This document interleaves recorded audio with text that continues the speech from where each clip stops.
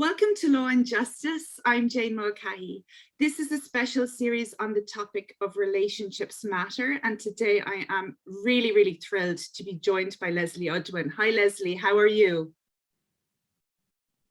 I'm great, Jane, and I'm equally thrilled. Thank you. Thanks so much for taking the time to be with me this afternoon. Leslee, I normally start with everyone where I ask them to just tell me a bit about themselves and their background. So if you can just share a little bit about yourself with me, that would be super. Thanks. Sure. Well, I like to think of myself as a global citizen, and indeed, bits of the background do support that claim, that proud claim. I was born in Israel. Okay. I, at the age of 9, was taken by my father, who was a South African, to South Africa. Now, at that point, those two countries, I often say I specialize, therefore, in repressive regimes, because it was apartheid, South Africa, that I was taken to. And indeed, we know about the problems within Israel and Palestine. And I then decided of my own accord to leave South Africa after I had gone to university there and joined a theatre in Cape Town, because I started life as an actor. That was my initial dream and obsession. And I took myself to London, being the Mecca for theatre, as it were, at the age of 20. Lived here most of my adult life, then moved to Denmark for 7 years. Wow. Then spent almost 2.5 years in India making what turned out to be my last film, because having started as an actress, I then became a producer and a director. And now I have forsworn all of that in favor of activism, to bring a system change to our education system, particularly in the early years, an education system that is not fit for purpose and really needs urgent and critical attention.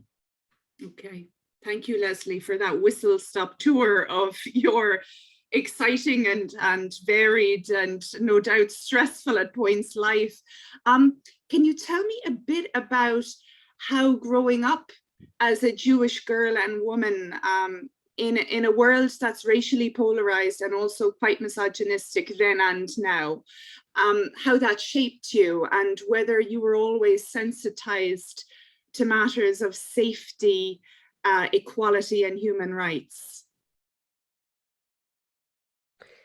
It's a great question, and it certainly did sensitize me in a myriad of ways, I have to say. So the first thing to say is that at the age of 11 in South Africa, my father, who was an observant Jew, I am not. My religion is people, actually.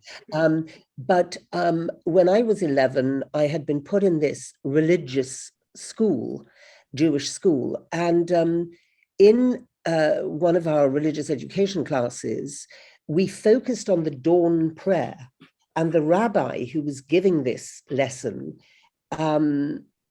was generally, discussing what the prayer was about. It was a prayer that was to be said only by men at dawn. But because I was born in Israel and Hebrew was my mother tongue, I was reading the prayer while he was talking about it in English. I was reading it in Hebrew. And I came across a phrase that stopped my heart, because in that prayer, it says, I thank God that he did not make me a woman. Hardcore. Now, it's not just the Jewish faith, it's every faith. At the end of the day, the world is man-made, patriarchal, and every aspect of it is that, I believe. And therefore, of course, that patriarchy not just seeps into, but dictates every part of this world. And I was so shocked and so hurt. I ran in search of the religious head of the school. His name was Rabbi Tanzer. I found him in the field between the boys and the girls' schools, which of course were separated. And I just exploded and said, you know, Rabbi Tanzer, this is what I've learned in class today. This is what you men say in the morning. And all 11 years old of me said, so you know what, Rabbi Tanzer, you can take your Jewish Torah and shove it up your ass. At which point I was summarily expelled. He phoned my father and said, get this girl out of this school. So I wear that as a badge of honor, as you can tell. Now, I was then put in a school called Banato Park, which was completely, I mean, certainly a pale-skinned school, no question, right? There, no darker South African citizens were allowed in it because apartheid was in full force. But it was mixed in a religious sense, if we're looking at it from that, you know, intersection. And of course, within a few weeks of landing there, I was called a stingy, bloody Jew. Oh, So, God. Okay. You know, so I have had my share of firsthand experience of discrimination and discriminatory mindset. I also saw with my very own eyes the Soweto riots in 1976 in South Africa, where children protesting were mowed down by the bullets of police, who also happened to be men. So, do you know, I've certainly had my fill, Jane. And yes, I am a product, absolutely a product of what I've experienced and witnessed of injustice and indifference and greed and selfishness. And further on in my life, in my later life as a producer, I came across, this is perhaps a bit closer to home, judging by your accent, I made a film called Who Bombed Birmingham? And for 2.5 years worked very closely with the Birmingham Six, where the same, you know, racist, then anti-Irish discrimination led to the biggest British miscarriage of justice we have yet known. And, you know, these men incarcerated for 17 years for a crime they didn't commit as a pure product of prejudice. So frankly, I know that until and unless we change the mindset, nothing will change in this world. I also know, and forgive me, because this is going to cross on, it's going to step on your toes to some degree, but I think it's important, you know, to debate these things and speak them as we find them. My whole experience in India, making the film India's Daughter, which we'll talk about perhaps in more detail later on, but suffice it to say, I sat for 31 hours interviewing rapists and murderers. And as a result of this horrific, brutal case in India, there was a massive, I mean, civil war virtually, as close to civil war as you can get. And as a result, huge pressure on the government to do something about this pernicious, relentless, ubiquitous evil. And one of the things that came out of that was, very misguidedly, I believe, but they brought in the death penalty for rape for the first time in India. Now, whatever the law tries to do, firstly, I think that is a sort of own goal, if I can term it that, because when I asked the rapist I had interviewed most out of all of them, there was one I interviewed for 16 hours over several weeks. And when I asked him, you know, now that there's the death sentence for rape, surely now you rapists will think again before you do this, because you don't want to hang. And he just looked at me and very wryly, very gently said, now they'll just murder the victims after they've raped them so that we can't be recognized. It was very chilling. And I swear to you, very chilling. And I swear to you, Jane, I keep on following, you know, the rapes in India. That most of the rapes I now read about are raped and murdered, raped and burned, raped and honestly, I hope somebody somewhere is keeping a tally of that, because it is chillingly true. But what I wanted to say, and where I said I'm likely to cross on your toes, and I mean it hugely respectfully, is culture trumps law. Nothing the law can do nothing the law can do can stop this. We have to start with a clean slate of the human being in early childhood. Yeah. And it's the only place to focus, and it's the only difference that can be made is by teaching children while their brains are developing that the other is of absolutely equal value. Yes. Whether it is someone of another gender or another caste or another religion. And that is what I've now dedicated the rest of my life and my every breath to. Yeah. I will not make any more films, and I will do nothing but this 18 hours a day for 7 days a week. And I'm incredibly happy doing so. Right. Yeah, you're pretty amazing. Can I just ask one question? Going back to your own experiences of discrimination, whether it was on ethnic or religious grounds, or maybe where you were, belittled because you're a woman. How did that make you feel? I was also raped, by the way. Oh, okay. I was also raped. So, I mean, I haven't told you kind of everything. I don't know why I focused on those bits when there are far more dramatic ones. I was also absolutely aware of the fact that my father was desperate for a boy. And when I was born by mistake, the nurse at the hospital told him he had a son. She got it wrong. And the apocryphal stories in the family are that he danced in the wards with joy. And then, there was I. I don't think I actually, as it turns out, I don't think I actually suffered. I'm not, in fact, if anything, that may have made me prove myself in a more sort of masculine aligned way. I don't know, because I'm very, very strong. But then women are strong. So I believe, I'm strong because I'm a woman, and I'm strong because, I would rather debate and talk to people and sort problems out than take out a gun and point it at them. Sorry, I'm going all over the place in that answer. But, what I'm saying is there is no true stereotype. It's men who make it so, or it's patriarchy that makes it so. But I guess, in the same way as people often say, well, Margaret Thatcher was a woman, look what she did to the country. Well, she was a woman operating in a man's world and trying to be, more of a male stereotype. And I think that's where I was getting that answer, that may have influenced certain aspects or traits in me. But certainly at the age of 18, I was raped. And in those days, because you can see I'm of some years, in those days, Jane, you actually, for the most part, didn't tell. Because you kind of knew that fingers would be pointed at you and you'd be asked uncomfortable questions about, well, why did you trust this guy? How many times had you met with him? Did you know him well enough? You were alone with him and you didn't, he told me there was going to be a party. Yeah, but there were no people there. So why didn't you turn on your ear?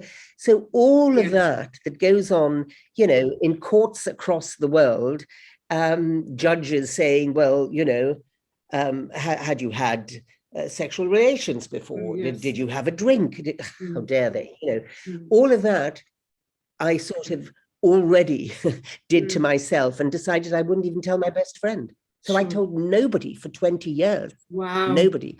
And then, of course, it became a very big threat to me when I knew I was now going to be sitting so many years later in front of rapists in jail. And I thought, I might well physically assault them. But you must have had a lot of rage, I imagine, and sadness. But here's the thing, Jane, what's extraordinary? Sadness and grief. I had a lot of that, but honestly, the rage was absent. And it was the biggest surprise of that whole journey for me. I was so convinced that the rage would be overwhelming and literally might make me physically assault one of these rapists, that I approached the Director General of the prison and I explained what had happened to me. And I said, look, I need to enlist your help in this, because if I do leap out of my chair because some old ghost comes up and forces me to, react irrationally, which I don't usually, and I'm certainly always peaceful. I'm never violent, and never have been. But I don't know what's going to happen to me. So I need you to promise me that if that happens, you'll treat me with, leniency, and you will not put me into jail and all those things. And I asked, could I please practice on other rapists who I didn't need for my film. Oh, so how interesting. And I did that. Mm. I did that. I interviewed 4 others, the first of which had raped a 5-year-old girl. Oh, God. 3 hours with him. But it was so illuminating and instructing because, you know, I didn't feel anger. It just did not surface. And the reason was absolutely the same as the reason that those men, not one of them, not even the one who raped the 5-year-old, they felt no regret, no remorse at all. Why? And that's the crux of this. They're programmed, they're robots. How can we expect a robot to feel remorseful? You know, what has been put into his head and into his heart is the fact that girls are different. They're different. Worthless. And worthless. And anyway, different regulations apply to them. What, she went to a mall at night knowing she was coming out in the dark? What a slut, what a piece of, literally that's how they thought. They'd been taught that. So they even said to me, you know, she not only deserved what she got, they said, we had a duty to teach her a lesson. Yeah, yeah, you remember that. I've seen it. It's very, you've clearly seen devastating and gut-wrenching, and the defense lawyers' statements, you know, they very much were rehearsing the views of the dominant males, I guess, the misogynistic males. Now, you do have the voice of the younger men and women too, who were clamoring for justice, but it was but the justice they were clamoring for also was, you know, was the death penalty. That's true. The whole an eye for an eye or whatever. It's a morass, it's a mess. And actually, those lawyers were not just mirroring their, you know, the defense. They believed this because they themselves have been programmed. And why would they not be? Because we're all programmed. So this is the very crux of my argument. Are we going to continue to leave the human beings in our communities, in our countries, on this earth, to be programmed with all of the vile discriminations that engulf us? Are we going to continue to have them see images on the internet, in magazines, on billboards that show that women are, you know, sexual objects, for example, and have that inform their view of women? Or are we going to teach them, while their brain architecture is actually developing, that women and men are absolutely equal, that low caste so-called people and higher caste so-called people are there is no such thing as division when it comes to human beings. We are one human family. And, you know, we fail our children miserably, negligently, because we are teaching them the skills and competencies that we know they need, or knew they needed, because they no longer need this now in this new world, literacy and numeracy. I mean, a spell check will not get things wrong, and a calculator will not get things wrong. So it is just ridiculous. And, you know, when I meet with policymakers and education ministers, the first question I ask is, you know, clearly you take seriously your duty of care to your children. And if so, please, can you tell me how it is that you deem it to be compulsory for them to learn numeracy and literacy, but optional for them to learn how to value another, or how to lead healthy relationships, meaningful relationships, you know? That is critical. I'd love to know what they say. What do they typically say? Well, of course, they know. Look, in the more so-called developed countries, and I say that advisedly because I don't believe there's a single developed country in this whole world, yet. North Macedonia is headed that way. And I'll tell you why in a minute. I very specifically say North Macedonia watch this space. In 10, 15 years' time, that will likely be the most developed country in the world. And I'll tell you why in a moment. But okay, the so-called developed countries, the UK, oh my God, they drive me mad. Scotland also, I have to tell you. Really? Wales is more enlightened. So, you know, I say the UK, there are 4 nations in the UK, but thus far, the thing you hear most of all from policymakers that have become despairing, there's a genuine despair in them because they, I suppose, feel overwhelmed. Well, this problem is so huge. What am I going to be able to do? And especially in just 5 years, what am I going to be able to do to, you know, so I'd better just tick some boxes and show I'm doing something because they're not doing the really important and substantial things. And then they will say to you, well, we're doing it, you know. We have a framework, we have PSHE, we have PSED. Have you read our early years framework? And I go, yes. It's an interesting document. It points out some good intentions. Yeah. But there's a massive chasm between that and the classroom and how teachers giving them the tools. Now, that is what we have to do. And that's what this program, this charity that I now lead does. You know, so there are a few here on my desk. I'll just pick up a few, Passing Clouds, you know, which is all about emotions coming and going. Nice. Every book shows people from all over the world in all of their beautiful glory. Yoshi is different. Yoshi is a boy who is incredibly sensitive and likes to draw flowers, and people tease him for that. Right. But he is it turns out to be, you know, the kind of stellar presence in the class, you know. Right.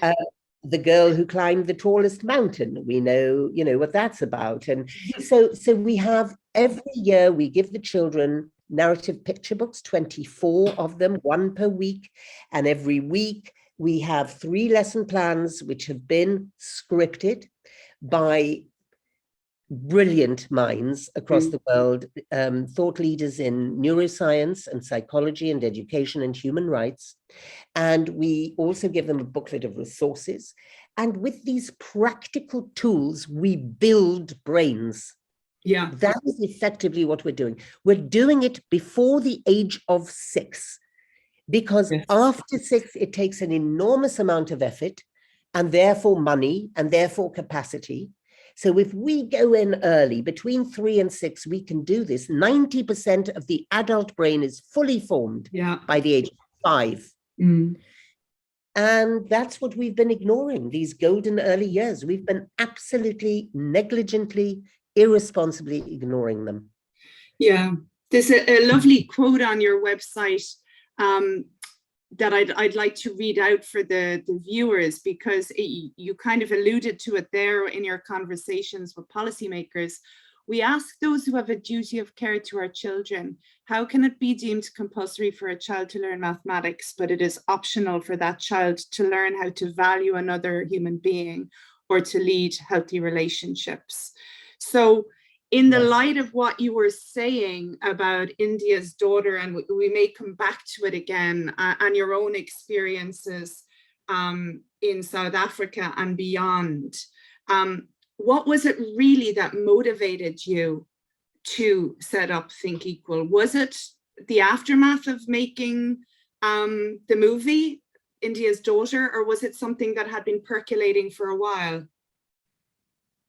No, it was undoubtedly that film. It was the insights that I gleaned while making it.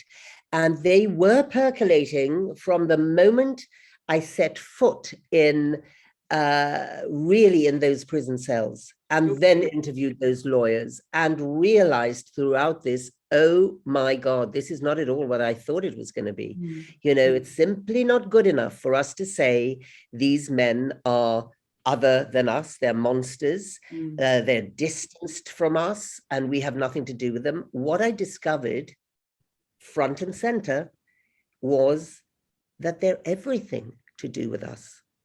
We are culpable for those actions, and we have to be take responsibility for that. We really do, because in every country, in every part of the world, we teach our children how to think.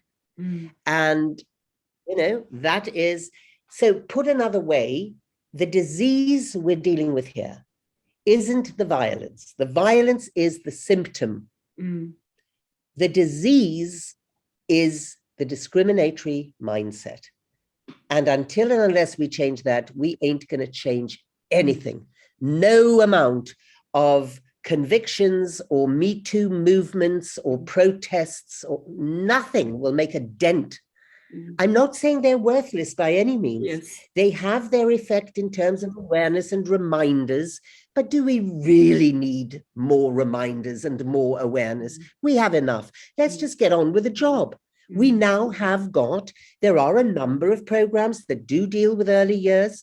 Some of them are, focused on certain aspects like emotional intelligence, which is critical. I believe that that's not enough. Some are focused only, say, on mindfulness and focus and kindness.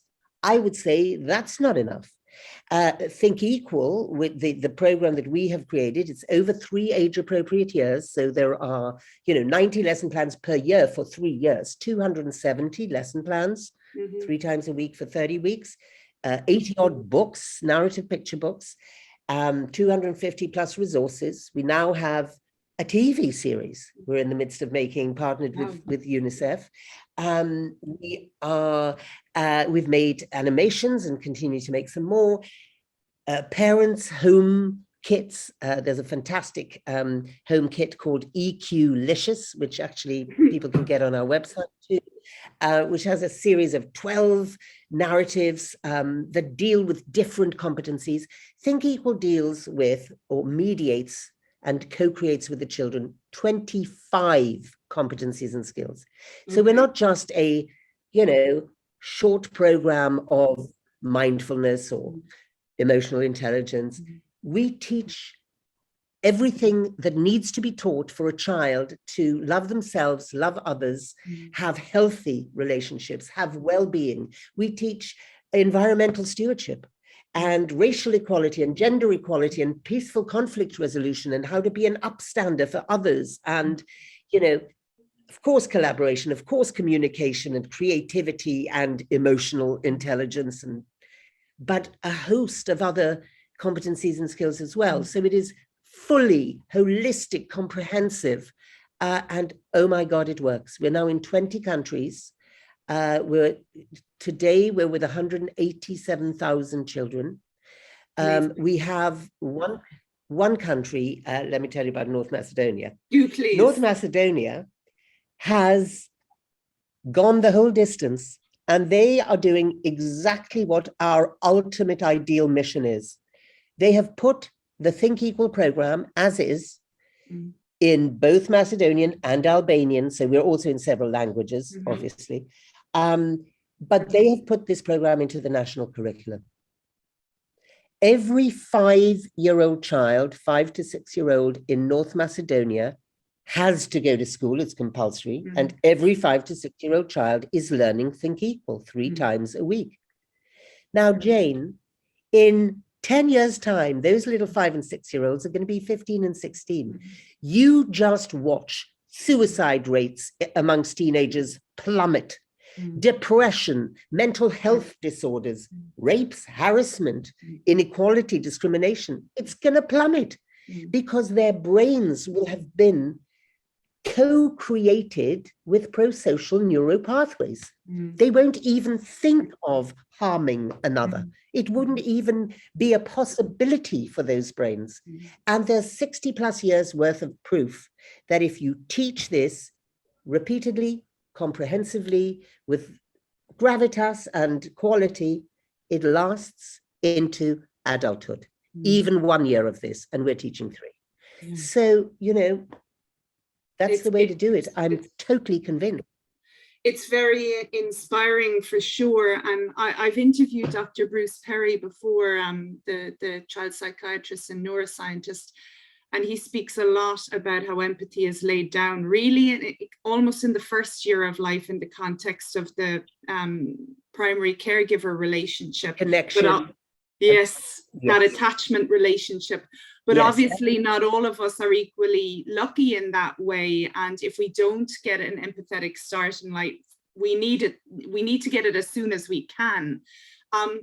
In speaking to, and it actually, is a skill. It can be built. Yes, it can be practiced. And again, because our brains are plastic, but I think the core point is we can't show or feel empathy if we haven't experienced it. So part of your course appears to be the practicing of empathy, the practicing of equity, the practicing of respect and dignity. Can you maybe tell me a little bit about 100%. The theory of change in the curriculum? Because that's an interesting concept, and not every program has a theory of change. Absolutely. So the theory of change on an individual level is we meet the child where the child is at. Whether the child is neurotypical, dysfunctional, traumatized, a child with special educational needs, whoever the child is, we meet that child, we embrace that child. And we take the child on this journey. Let's just focus on level 1 for the first year, right? Through these new hopeful narratives that are allowing that child experientially to go through the journey of characters. So there's a book, I wish I had it on my desk, I was going to show to you, but it's called Diego's Great Idea. And it's about a little girl called Amina who sits in a wheelchair and watches every day as my angel Sasha Lawless is just amazing. Oh, have a quick look at Sasha. She is just extraordinary. Hi, Sasha. Thank you for your work. She is so dedicated, so passionate. I mean, we are so lucky to have an amazing team here. So look, Diego's Great Idea. This little girl, Amina, sits and watches every day as the kids play in the playground. And Diego watches, sees, finally, notices that her face is sad. And he starts to examine this and think about why. Why does she sit there? And tears are rolling down her cheeks at one point. And he comes to the realization it's because she can't play with it. Now, what we're doing with the children with these books, I know as an ex-filmmaker, empathy is not theoretical. Empathy has to be, as you said, has to be experiential.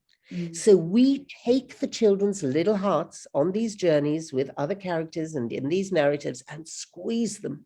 And they feel what those characters are feeling because they have suspended disbelief, as one does in books and drama and film. That's what happens, right? And here, through these hopeful narratives, which also, by the way, show the world as the world should look, a beautiful global village that's supportive and celebrates all of our glorious diversity. Through this and through those critical competencies and skills, the 25 of them that we teach them and practice with them and do games and art and sing songs and role play and debate and discuss and find out. Through all of that process, we lead the children in that classroom to a new collective narrative. And they are this community that support each other. I mean, I could sit here and tell you stories that'll just make you weep, I'm sure. Of children who have been left behind in a classroom. Little Lupita in Mexico, in Monterrey, who literally, she has spina bifida, and her teacher came and told us, a group of other teachers, what has happened to her classroom in a matter of, I think it was 4 weeks. And that was all to do with one book called Helping Hands. And the children from that moment on, this classroom has become a supportive family. It's helped those who do not have spina bifida and do not have a walking frame, to grow and to love. I mean, you know, the other amazing quote that really drives our work is Mandela. Mandela said, "No child is born rather hating another human being." So true. And, you know, you have to teach a child to hate. And if you can teach him to hate, you can teach him to love. So it's easy. But you have to be taught. Someone needs to do the teaching. Correct. So I guess if parents aren't doing that teaching, then the school needs to step in and do it. Step in, 100%. And actually, Jane, I don't believe that for the most part, parents can do this work. And I'll tell you why. That's interesting, yeah. Yeah. The reason is parents themselves have entrenched discriminations, which they have learned from a world that teaches them that and programs them with it. They've learned it from their parents, from, you know, their kind that looks at another kind or another culture and says, well, don't play with those kids. You know, it's okay to play with these, but yeah, I can't even tell you why. It's just a bit, you know, whatever it is, unconscious bias, it, you know, has a throne and is entrenched in all of us adults. So we have to start with a clean slate, and these kids will become the parents who can do it in the future. But we'll have to go through a couple of generations, 2-3 generations, until this really bites. But it has to be at scale. So, you know, we're currently in talks with the World Bank in Mexico about rolling this program out to 3-year-olds in all of Mexico. We are in 5 states in Mexico so far, in South Africa, in the Eastern Cape province. We are with every single 5-year-old in the whole province. That's 94,000 of them. We haven't even counted those in our 187,000 children yet, because we're in process. We did 33,000 of them last year, more this year, more next year. It's just on fire, this program, and I'm so thrilled it is. And the reason for it is that we have these extraordinary, brilliant minds, like the late, now sad to say, Sir Ken Robinson and Dr. Mark Brackett, Dr. Robin Stern, Vicky Colbert, Barbara Isaacs, extraordinary brains, you know, who have helped create this. We have one program that was co-created with the Dalai Lama. I mean, of course it's going to be good. What do you expect? You know? Pretty impressive, all right. You have fine company, Leslie. Yeah.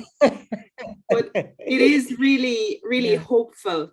Really hopeful. I'm full of hope. And just to rewind now to go back to India's Daughter for a second, because where I heard about you first was from my lawyer friend Ian Smith, who's a Balerno lawyer, and he has a little small cinema. And the first time I met him, he was going on about you and this movie and saying, you know, how visceral it was, literally, sadly. And I don't want to, you know, go too much into the gruesome details of the case, maybe, but what made you want to make a movie about it? Okay, this is actually interesting, because most people think that, you know, the rape was so horrific and that propelled me. Some people think, well, you were raped, so obviously, you know, you felt that it was personal. Honestly, none of that. I wanted to make this movie because it made me feel so hopeful, falsely so, as I now understand, right? But at the time, I looked at the response to the rape. The rape itself, of course, it turned my stomach, of course, but then how many of these are there in the world? They're absolutely everywhere, in every corner of the world, every country of the world. We have the same thing going on, brutal, hideous rapes. It wasn't the rape. I would just have moved on had those extraordinary people of the citizens of India not come out onto those streets in the way they did. And they didn't come out in protest for a day or for a week. They kept on coming. And the sights, I have to say, and maybe this did key in for me with the protests that I attended in South Africa. Actually, do you know what? This is the first time I've had that thought. And I bet you that must have motivated me. That kind of energy. I fell in love with those protesters. And I was one such in South Africa after the Soweto riots, when those kids were mowed down. So that must have clicked with me, because I looked at that and thought, oh my God, these extraordinary people are running these risks. They had water cannons leveled at them. They had rubber bullets. It was a bloody war zone, right? Because the government freaked out thinking this is going to be a civil war. So they clamped down the way governments do, you know. And I just thought, this is the beginning of the end of violence against women. This literally, these protesters with their beauty and courage and extraordinary, you know, soaring power, are going to smash it. and I'm going to go and I'm going to cover this. So it was the optimism that took me there. Now, I then learned, of course, no protest can ever do that. It just can't, you know. Protests come and go, and then people move on to the next thing, especially in this world of, you know, as Pope Francis calls it, a world of globalized indifference. Isn't that chilling? It's so accurate. So, but that is what took me there, Jane, for sure, thinking that, you know, the irony is that the film then got banned, and they came to arrest me. Oh, yes, because they said that I was coming to point fingers at India and bring shame on the country and wreck its tourism industry. I was accused of all sorts of things in the Lok Sabha, the Parliament of India. Ridiculous.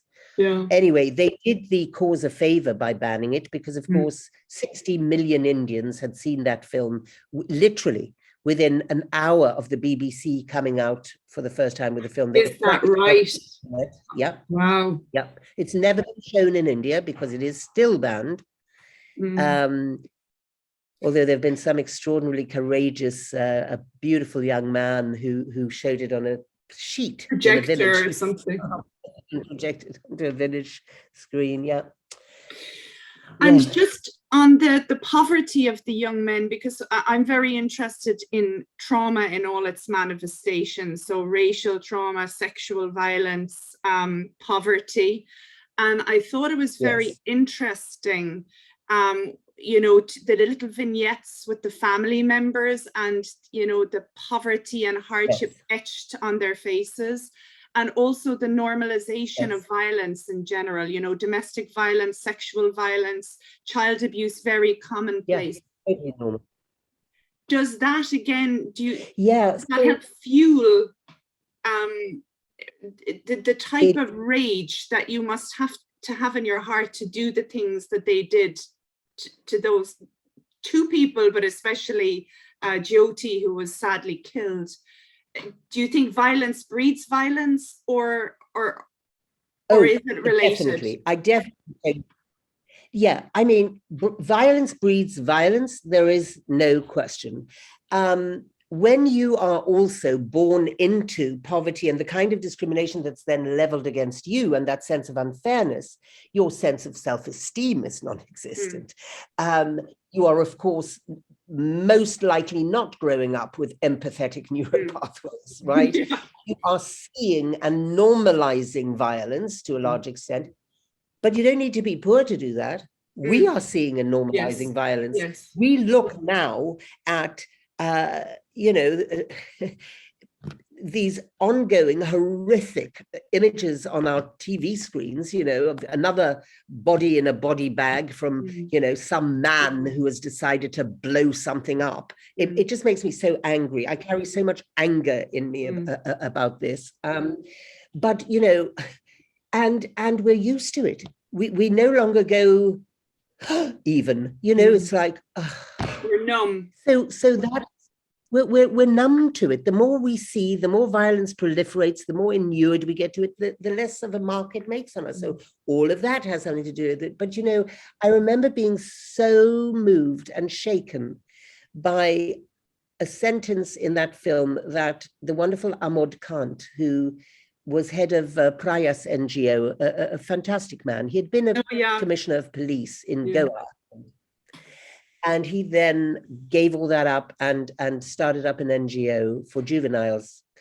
And he basically said that young juvenile, the one who everyone said, you know, was the ultimate monster because he was the one who pulled the innards out, you know. Yeah. Sorry, I don't want to go into all that, trigger warning, but you know, he said he was a child in need of care and protection. And this is the point, and this is what I love about Ian Smith and the work he does. And I'm so admiring of him, so proud of him. Me too. Because especially in the law and in justice, really, we cannot continue to be punitive when we are responsible for these acts. We need to take accountability, and we need to understand where they're coming from, why this is happening, and we can now prevent it. I mean, I'm sorry to say that any education minister who knows this program exists and doesn't put it in or start piloting it or is absolutely negligent, irresponsible and negligent, and couldn't give two hoots about our children. Because this does it. We've got RCTs.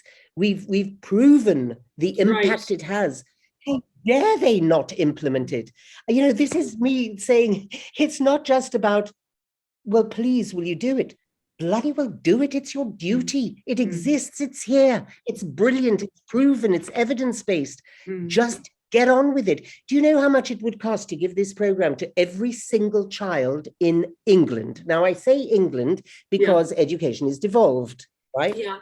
How much? Giving this to every child in England between 3 and 6 would cost £3.9 million. Peanuts. Now, and by the way, it's a one-off cost. That's for life, one-off cost.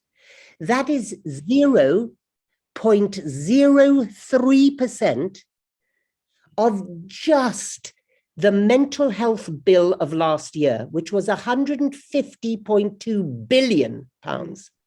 That 3.9 million is also what we spend every year on just the incarceration of just 88 prisoners. I'm not kidding.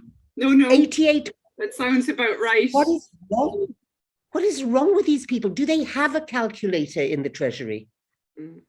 Social costs are going to plummet in North Macedonia, and they will be able to spend all of those millions not on, you know, dealing with the victims of crime or incarcerating the perpetrators of crime or dealing with the fallout from depression. And suicide is the #1 killer of our young men.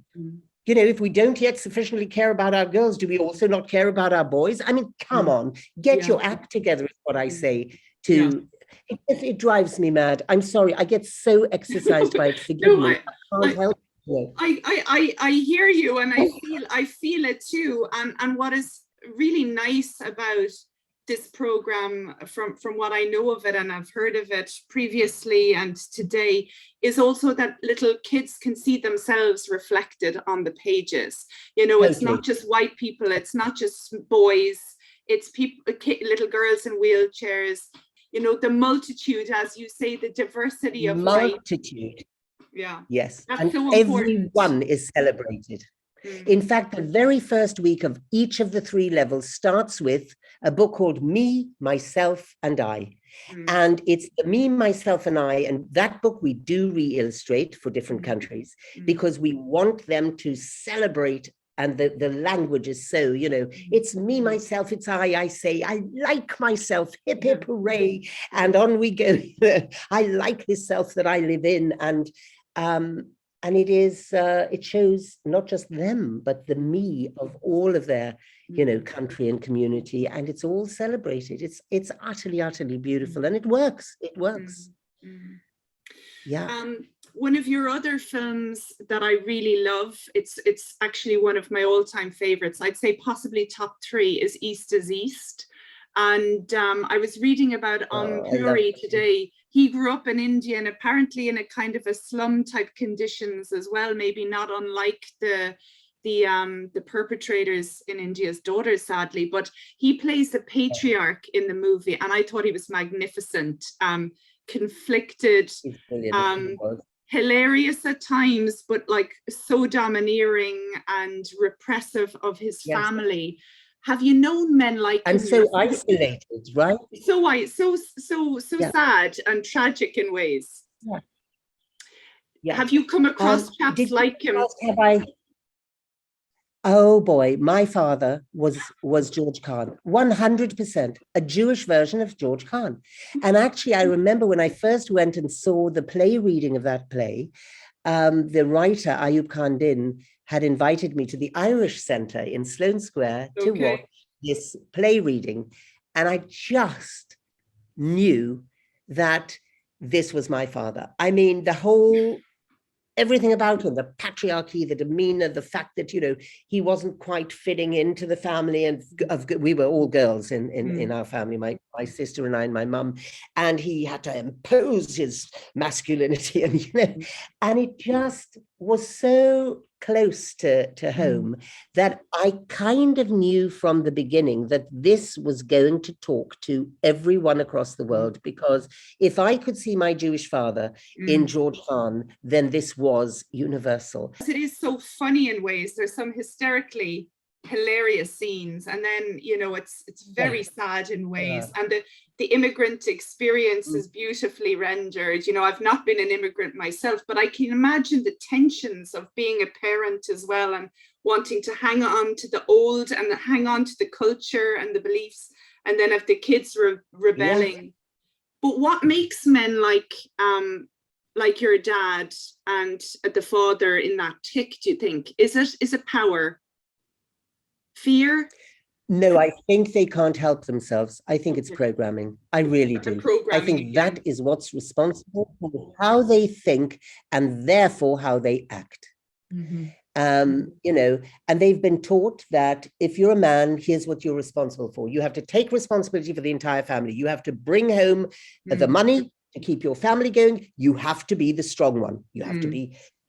I mean, all of these things are just drilled into us from the moment that we turn to our little boy and say, you must finish the whole glass.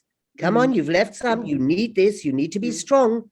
From the moment that begins to happen, and earlier, we are programming them to be a certain way, which is why we have to break this tyranny of intergenerational discrimination. And that's what this program is designed to do. And it is designed to do it prescriptively. And I will not hear teachers say to me, well, prescriptive isn't good, because when it's not prescribed, I mean, it's like saying this is a vaccination, right? It's like saying to the scientists in the face of COVID, well, take whatever you feel is appropriate, a bit of this, a bit of bleach if you're American and have listened to your president, I mean, it doesn't matter, just a few ingredients, and how many doses? I don't know. Think, what do you think? I mean, it has got to be absolutely exact, because this is science. Yes, it's neuroscience. And the stakes are too high. The stakes are far too high, because the thing about the dads again and that kind of masculinity is it's quite poisonous for the individual too. Ultimately, it's not a happy type of masculinity. It destroys them. You're so right, Jane. It actually self-destructs them too. It's not how they want to be. It's how they've been made to be. Nobody would want to live without love. It's not natural, without being loved. They can't help it. I mean, there are so many things in society that we can look at and say, why are they shooting themselves in the foot? For example, there have been studies that show that when there is a preponderance of women on boards, or when a woman is the CEO of a company, that company is more profitable. Why? Because women are more risk averse. Why? Because they are, they care about relationships maybe and the consequences. Thank you. But whatever it is, there is the evidence, and we are such a world that's driven by metrics, and let's measure it, and let's measure it again, because if we stop measuring, we may have to do it. Let's just measure it. But whatever it is, we really are obsessed by measurements, but there are certain measurements we look at and just ignore, because there's still only 9% of women on boards of companies. Do we not want them to be successful and profitable? Of course we do. So something doesn't add up. And that is another instance that proves to me that it's programming. It's not that they don't want to do it right, especially if they're going to benefit from it, you know. It's that they can't help themselves because they are programmed to think that it's men who run companies best, you know, and that strength is, it's programming. Yeah. So in a way, I guess you've given me the answer before, but what do you think politicians and policymakers can do, maybe other than support the program, but certainly they should that invest in England? If it's 3-point-something million, it's not a lot of money for a great bang for your buck. But what else might they be able to do to promote safe and healthy relationships in childhood and beyond? You see, in Beyond, they're doing, I mean, never enough, but they are doing Beyond. It's not as though they are just ignoring, you know, the issue, but it's not moving us anywhere. Okay. That's the problem. I mean, just look at the case of Wayne Couzens, right? There is an absolute culture of discrimination within the police force. And if it exists there, it exists everywhere. So, you know, you can endlessly put up street lamps to try and make our women's walk home safer. You can endlessly come up with little apps and things that, you know, watches that you can press things on, and you're not solving anything. In fact, I worry that you're normalizing things. You're saying this is here to stay, and, you know, we can cope with it. Don't worry, we'll throw another few million at putting up, you know, more close CCTV cameras at the stations, at the, you know, I mean, it's just not the way to prevent. And we are so good, it just drives me crazy. We're so good at plastering over the wounds and making ourselves feel that we're doing something about the problem. We're not. We are plastering over the wounds, and we are helping ease the pain after the fact, after the event. So the only thing, that is why, you know, I'm sorry, I can only give such a limited answer. And I wish that I could think more broadly and say, well, they could do this, they could do that. To me, if you do not start at the time of optimal modifiability in the brain and actually change the mindset and prevent these you know, crimes and discriminations and antisocial attitudes and behaviors from happening, well, you'll just never make a dent. You just won't. You'll keep on chasing your tail. So, you know, obviously I say, put this program in, but I will be more generous than that and say, put this program or other programs like it in, but make sure that they have a lot of, that they're teaching a lot of things and not just one or two. Yeah, because if you're ticking just one box or two boxes and saying, well, I'm doing it, you're not doing it. And also make sure that it's absolutely concrete, because every child has a right to have those positive outcomes in their lives. Every child has a right to grow up and not rape. That's the way I see it. They have a right to grow up and not rape. What and interesting way to of give them looking at that. You see, I totally see it that way around after making that film and interviewing those men. And at the end of the day, to do this even-handedly, it has to be prescriptive. We have to say, this is the minimum that we need to do in order to co-create with that child those attitudes that are going to be inclusive and diverse and equitable and all of that. And then we will solve it. And of course, it's going to take more than 5 years. And these politicians don't seem able to think beyond, well, at the moment, 3 days. Yeah, and sometimes though, we blame politicians a lot when the policymakers outlast them, you know, exactly faceless bureaucrats, you know, so they are there sometimes for 20, 30 years, and they make a lot of policies and they recommend to ministers. So I have a huge interest in civil servants myself and building relationships with them. And I'm sure you're in the ear of many policymakers too, Leslie, because they do have an immense amount of power. Where are you now, Jane? I'm in Cork in Ireland. You're in Cork. Well, come on, let's you and I go and pay a little visit. Come on. I'd love to. I'll get on a plane. I'll get on a plane tomorrow. I'll go anywhere in service of this. I'll do anything in service of this. Let's do it. Let's do it, Leslie. I'm with you there. I think it's a wonderful program, and I'm so happy that you agreed to chat with me today. I've enjoyed it so much. Thank you. It's been Law and Justice. We've been talking about why relationships matter with the wonderful visionary Leslee Udwin. Thank you again, Leslie, for your time and the amazing work you've done and will continue to do. Thanks so much.